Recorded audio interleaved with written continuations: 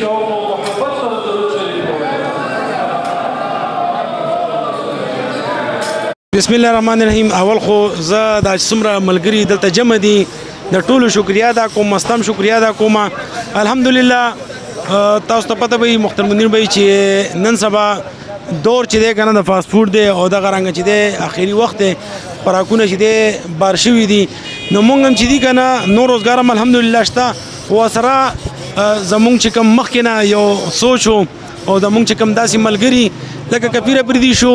زمونږ د هغې سره بار بار مشورې داسې طاهر خان خو هغې به ویلې چې کم از کم نن سبا چې دا کم دور دی د خوراک دی نو زه شکریا د دې ملګرو ادا کوم چې یو کار هم شروع کړلو او دومره زر په تیزۍ سره خلکو د هغې هغه ما سره چې دی اپریشیټ هم کړلو مال او صلاح افزایي راکړله نو په هغې هم خوشحاله یم او د هغه ملګرو چې چا مشورې راکړې وي چې کم از کم نن سبا دا دور چې کوم دی د خوراک کم از کم د فاست فوډ دی نو تقریبا ما ډیر زیات کوشش وکړو چې چېرته زه مخکې نه غټ سیټ اپ وکړم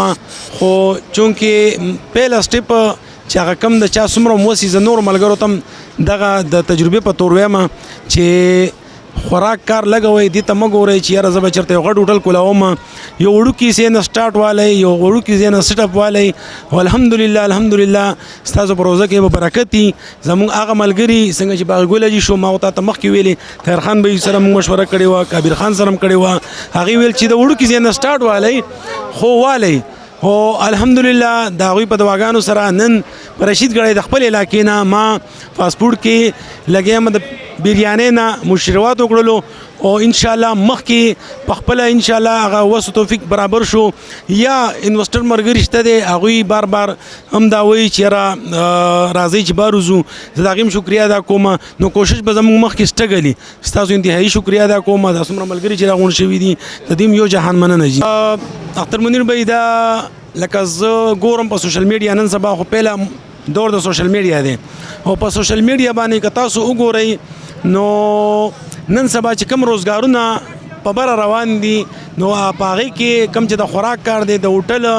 د دې ډېر زیات الحمدلله ډېر ښه به تا کتلي چې ښه رزلټ دی چا هم شروع کړی دی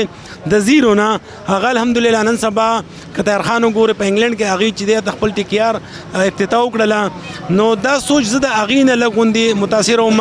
کبیر خان افریدي طاهر خان داسې نور غټ غټ چې زموږ کوم ملګري وو موږ سره د ناستې پاستې واله وو نو هغې چې زه کامیابي نه ما نو لازمي خبره ده ما مغه سوچ کوم نو زه د هغه سیر نه چې دي که نه ما ویل چې یاره راشه د لږ ځای نه سټارټ واله او مخکې به انشاءالله الله تعالی نه امید دی سیټ اپ به کوو غټه تاسو به راغواړو به زما د هغه ځای نه دغه شوق او د دې ملګرو دا مشوره رشید ګړی خلک خو الحمدلله اسیم چې دی زما سره او بیا چې دی که نه زموږ د ملګرو سره ډېر مخلص دي ځکه چې ته ګورې په معمولي شاړ نورز باندې دومره ملګري موږ ته رالل د رشید ګړی خلک خو اسیم ټول الحمدلله خوش مزاج دي او ګیدرینګ ملګرو سره هم کوي راځي نور هم چې دا اوس کومه ویډیو ده لا څوک ملګري خبر نو نور هم راځي چې کوم میلمانې دي د هغې انشاءالله چې یو ځل یې به خامخا ټرای کوي بریاني او بیا به موږ له کمنټ هم راکوي چې یاره د خیره سره څنګه دي هغې ته څنګه ولګي انشاءالله کانټیکټ نمبر په بورډ هم شته دی او خپل زموږ چې لوکیشن دی زموږ پېښور وزیرباغ روډ رشید ګړی چوک او ان قریب به انشاءالله یو داسې پاپولر ځای ته هم سټارټلو بیا به دوباره تاسو راغواړو او انشاءالله امید دی چې دا زمونږ کم کار دی دا مونږ هر ځای ته د ډیلیوري په سیسټم هم ورسوو دا ډېر ښه شروعات دی او انشاءالله سر صاحب سره موږ مشوره کړې ده انشاءالله په پارټنرشپ کې انشاءالله مري سیټ ته به یو غټ ریسټورانټ کولاو او انشاءالله که خیر الله به موږ کامیابی او اراده مو کړې ده انشاءالله او بره نه به الله وجود ورکوي وله